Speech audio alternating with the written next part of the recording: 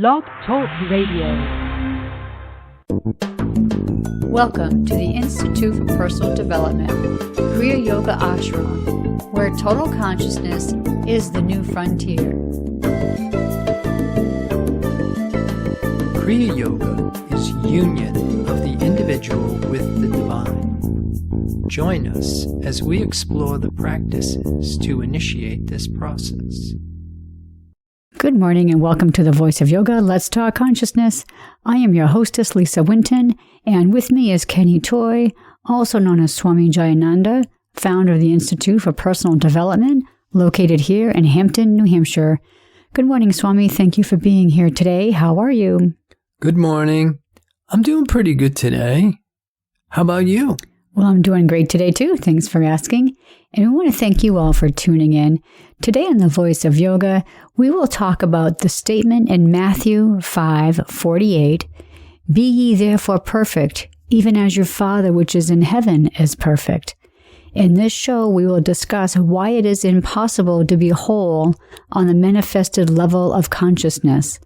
Listen as we explore the idea of transformation as the process of individual becoming whole and complete while still in physical form. In Sanskrit, the word purna translates as perfect but means whole. Completion can never take place outside of spirit. Welcome to the Voice of Yoga. We are talking consciousness. Join the Kriya Yoga Spiritual Advance to get the light in your soul and experience total consciousness. Swami, today's title of our show is To Understand Nobody is Perfect. So I know that's something that we say all the time as our go-to excuse. Well, nobody's perfect. Now, what do we mean by that in a spiritual sense? Well, I think first we want to look at how we look at that on a material level. We're always hiding behind our humanity. In the spiritual sense, we're looking at graduating beyond the limits of form and finite corporeal being into what we now call the truth of our being, that we are the expression of an indestructible principle, that we are the reflection of the divine creative principle. To say nobody's perfect is usually a way of us saying, well, let's not kid ourselves, we're still human. But then we get off at that stop. And what we're trying to learn here is how to assume spiritual identity. You practice Kriya Yoga because you want total consciousness, that you're not happy with a divided consciousness or what the Bible calls being double-minded. And so today's show, we really want to focus on this concept that no body is perfect. Completion can never take place in the manifested physical dimension. And we've been saying that since the inception of Institute for Personal Development. In order for us to actualize the experience of total consciousness, we must transform. And that literally means go through form, the physical. We have to, as the Bible tells us, put off the old man. And we have to assume spiritual identity, that we don't want to just move from being physical back into the mental. We want to go the full distance, and we want to assume spiritual identity because spirit is the only thing that is whole and complete. Well, that was a very interesting phrase that you said, hiding behind our humanity. That I really got a lot out of that. I'm still thinking about that, actually. But what's interesting, too, is I think that there is a part of ourselves that is craving for something other than this humanity. And I think that's what brings about a lot of our struggles and strife. Yeah, that's something we've always talked about, that there is an innate drive in each and every one of us that we want to be whole, we want to be complete, we want to return to this unified state. But if we continue to accept our mortal identity and we don't learn how to transform, go through the physical, put off the old man, And then what is it that we want to reattach ourselves to? Because we're trying to leave something that's visible and tangible, and we're trying to attach to what is invisible and intangible, which makes it a little bit more difficult, especially when we're working with things like instinct, appetite, preservation, and survival. And as we've been talking about in a lot of our shows, the fear, instinct, and appetite, the fight-flight instinctual response is what governs most of us. And we want to come out of that. When you talked about what does it mean to be whole, and that's what our goal is in Kriya Yoga. So I looked that up in the dictionary, and it says, as a noun, a thing that is complete in itself. So we're looking for completion of ourselves to include not just our human self, but our spiritual self. Well, I think that's another thing that we are going to start to discover is that there is no human physical self at all. All there really is in this universe is spiritual truth. That's one of the things that we've been talking about. To assume spiritual identity really dissolves this false sense, this appearance that we are a mortal creature. Like we have said, light dispels darkness, truth dispels error. That when you assume your spiritual identity, you no longer are in the trap of material beliefs. Well, before we break down that verse, Matthew 5:48, from the summary, I want to break down the word perfect. And again, I looked this up in the dictionary online, and as an adjective, it means having all of the required or desired elements, qualities, or characteristics as good as it is possible to be. So I was thinking about that we're trying to be as good and perfect humans as we can be, but still that's not enough. Right, and that's what we discover when we try and perfect ourselves on a physical level. It deteriorates into the nature of greed because you become consumed by this. The major reason for that is when you understand the physics of it. Nothing manifests whole. That in order for something to appear, it has to split from unity. It manifests in half and it leaves behind the complementary, unmanifested other part. Well, there's the mind-body complex.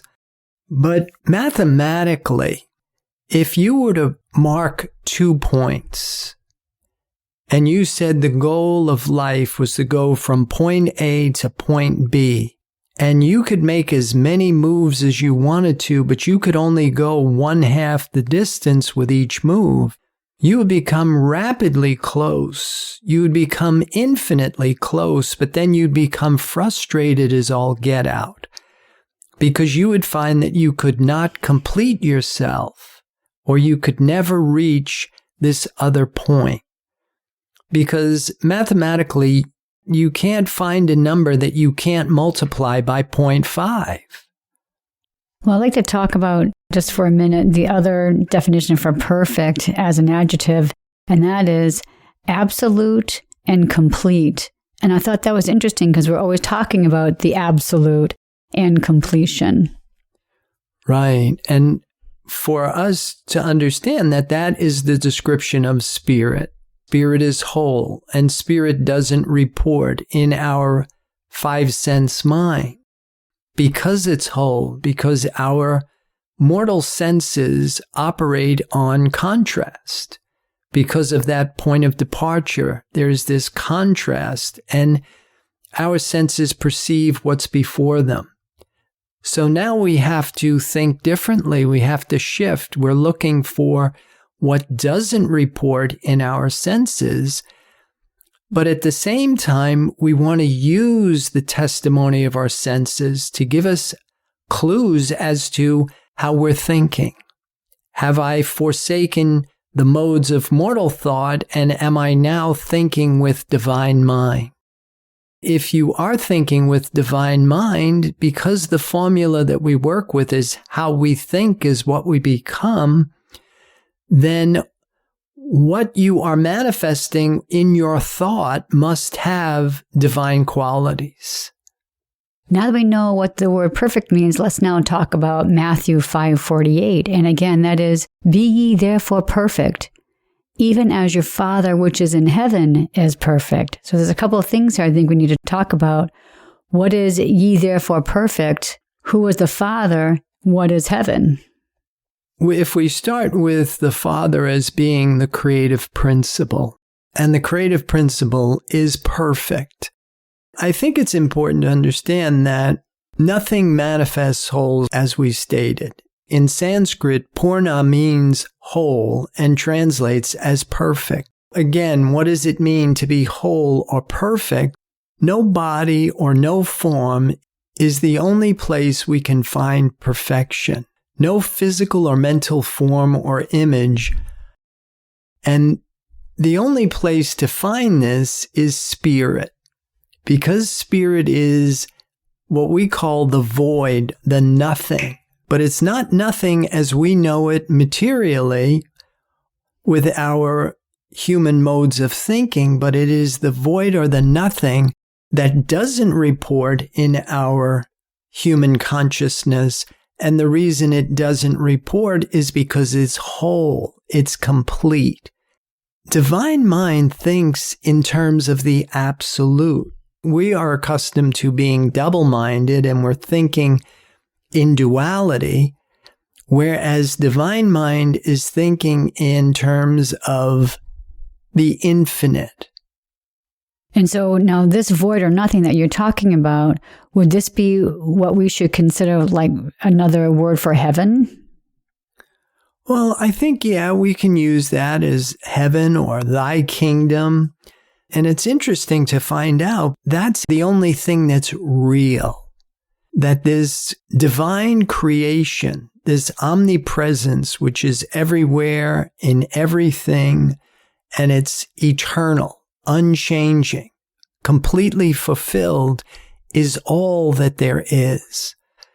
Now, on a human level, what we're experiencing is our thought about what's there. Our divided mind is forming thoughts and opinions with human conjecture.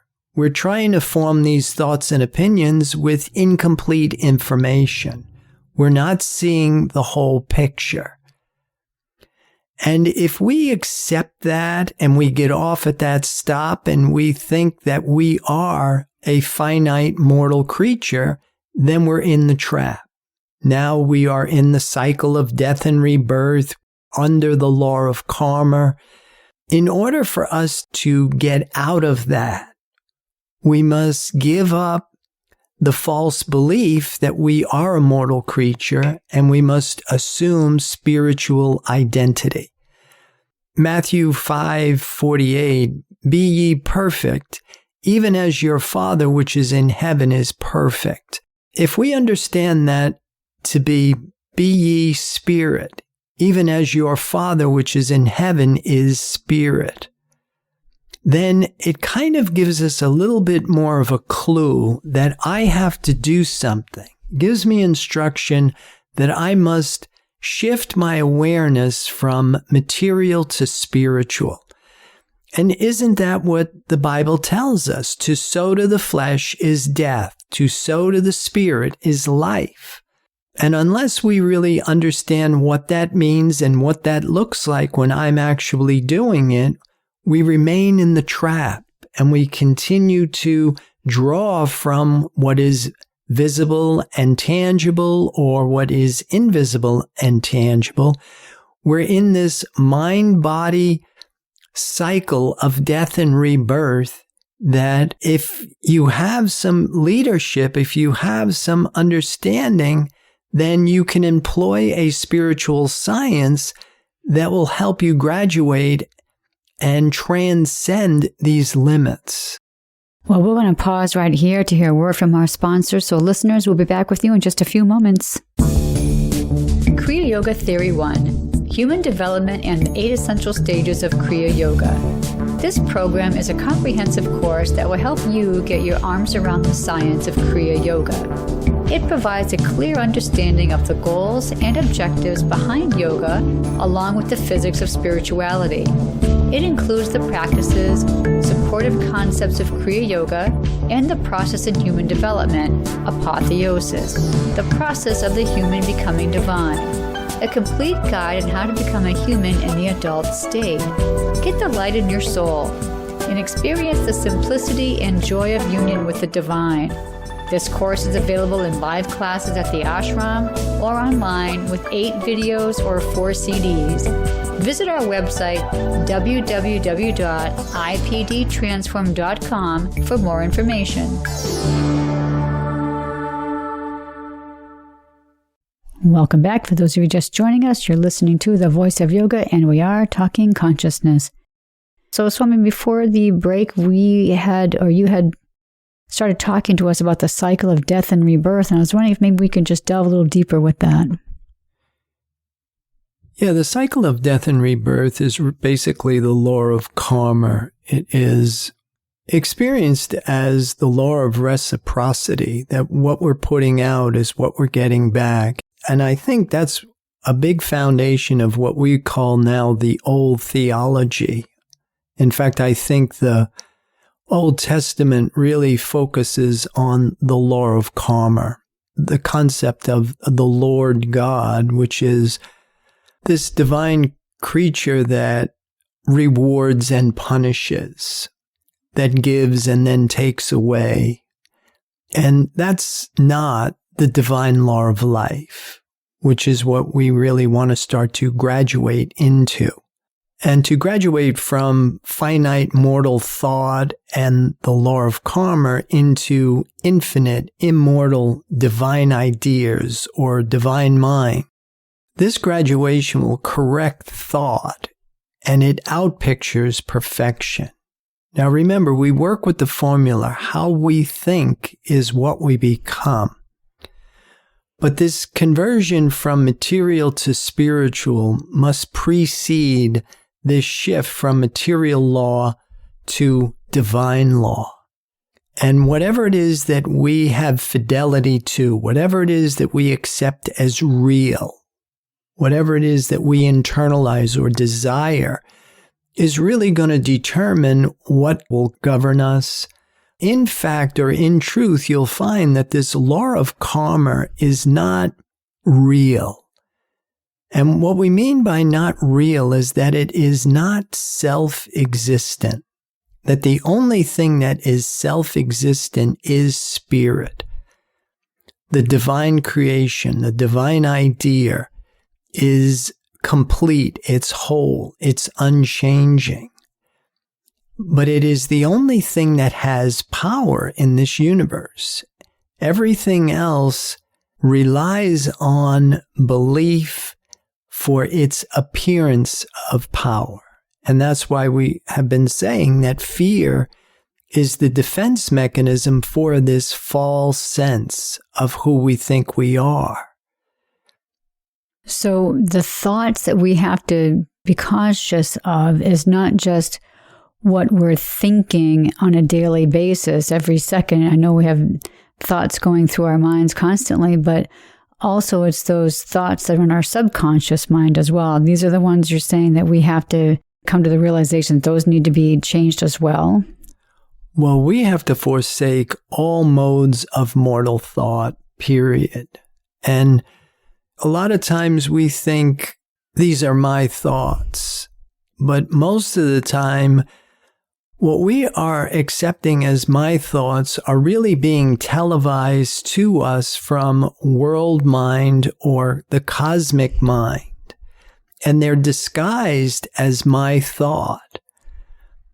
But until we really start to awaken to this dynamic that we have accepted and kind of feel victimized by, because we're hypnotized by this belief in two powers, that there is good and evil, there is right and wrong, and that's the law of karma.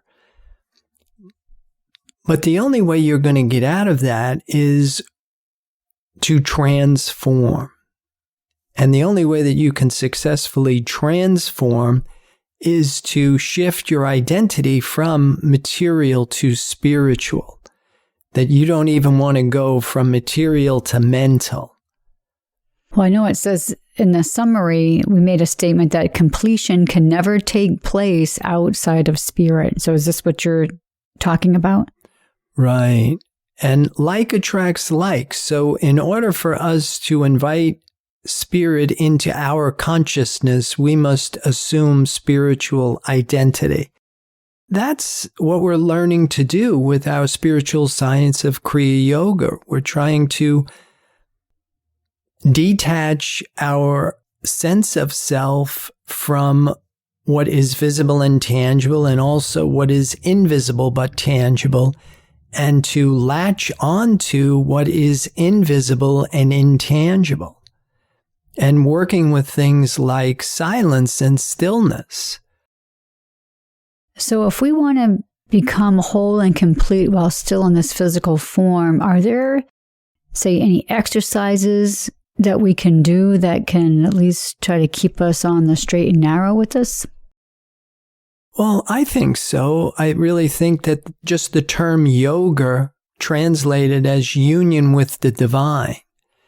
I really like what Swami Ramatirtha had said, train the mind to serve spirit and train the body to serve the mind. But you have to serve the mind with spirit. Spirit is the answer. Spirit is where we find our salvation. And if we can get the change from being attached to things visible and tangible and things invisible but tangible into what is invisible and intangible and internalize it, we must become addicted to spirit. And I really like the way it is expressed in Christianity. We must love God. The Buddhists say the same thing when they say we must desire nothing. This invisible, intangible, divine omnipresence doesn't report in your five senses, therefore it comes under the heading of nothing. Or even the oracle in Delphi that says, know thyself, nothing in excess. We interpret nothing in excess as anything in moderation. But you never get out of material plane. You'll never get out of the law of karma with that type of advice. In order to get out of it, you need a metaphysical or a mystical system that requires you to internalize the divine omnipresence as your symbol for validation, for what it is that you are going to use to determine whether you are okay or you are in trouble. So, Swami, I have a question for you. How do we recognize when we are one with a divine idea? Well, I really like what it says in the Bible, from the fruits. You really want to use the testimony of your five senses to give you the clues as to how you're thinking. Though it is impossible to perfect form or matter, when divine omnipresence is recognized and identity is spiritual, this revelation corrects the appearance with divine qualities, and it dissolves the false sense of matter. So you use the testimony of your senses. Am I experiencing more harmony, more love, more peace, more kindness? These are divine qualities. If you are struggling with pain, suffering, lack, limitation, any type of problem, those are the indicators that you do not know this divine omnipresence aright, that you are still in the cycle of death and rebirth. You still have a belief in matter. So if I look around me and all I see is lack and limitation, then that's the red flag. So right then and there, once I recognize that, then what do I do? Well, I really like what it says in the Bible, repent. And what that means is think differently. We have to shift our awareness and learning how to come out of the modes of mortal thought. And we've talked about that. We catalog modes of thought using the mutable signs. So you've got Gemini, which is the lower mind, instinct, appetite, preservation, survival. Mary Baker Eddy calls that animal magnetism. We must come out of that. We have to come out of Virgo, which is the mid-mind. And we define that as human intelligence. It's cataloging the testimony of your five senses: perception, reason, memory, intuition. Again, we have to come out of this. And then Sagittarius, which we refer to as the higher mind, which is the world mind or the cosmic mind, is the collective consensus, collective consciousness. All three of these modes work on a belief in two powers. They work with duality. And we must forsake anything that is reporting in our five senses. And then you move on to Pisces, divine mind. You shift from thinking rationally into thinking with the absolute, thinking in terms of wholeness, completeness. So I'd like to talk more about the five sense mind that you mentioned, and why is it such a challenge for us to get past what it is that our senses are telling us? Well, I think we find that answer in our title. We use no body. We believe in a body. We start with a belief that I am a physical mortal creature. We're working on that sense level of living. And no body is perfect. That spirit is perfect. And in order for us to come out of these modes of thinking, we have to shift our awareness. We have to shift our identity from material, from mental, into this spiritual sense of selfhood. And then what you find is that spirit does the work. Jesus said, it is the Father within that does the work. We're trying to do it humanly. We're trying to do it with human will, striving, planning. We're trying to do it with rational thinking. All of that makes it almost impossible to do it. But if you shift your awareness and you now identify with the divine idea, the truth of your being, and let it govern you from within, then it will start to reveal itself as these desired changes in your external experience. So this turning within, we need to find the Father that's within us. Right. And in order to communicate with it, the Bible says, ask in my name. And what that really translates into is ask in my likeness. We must give up the belief in matter, give up the belief in form, and serve spirit. Have allegiance to what is invisible and intangible until it starts to reveal itself to you from within. Well, we're going to start breaking down our show for this morning. So listeners, be sure to visit our website, www.ipdtransform.com. And there on the homepage, you'll see a fading banner. When it comes up with Blog Talk Radio, you can click that fading banner on. It's going to bring you right to the Blog Talk Radio Show catalog page. And also the products tab, if you click that, it will direct you to online classes. You can click that, and that will access or give you access to Swami's Wednesday noon chats, as well as the 9 a.m. Sunday asana classes. Swami, do you have any of the final thoughts about today's program? Yeah, well, I would like to encourage everybody to accept their spiritual identity and dissolve their false sense of material mortality And with that, namaste. Thank you for listening to our program, The Voice of Yoga. This is Lisa Winton along with Swami Jayananda signing off. Have a wonderful Kriya Yoga kind of day. Namaste.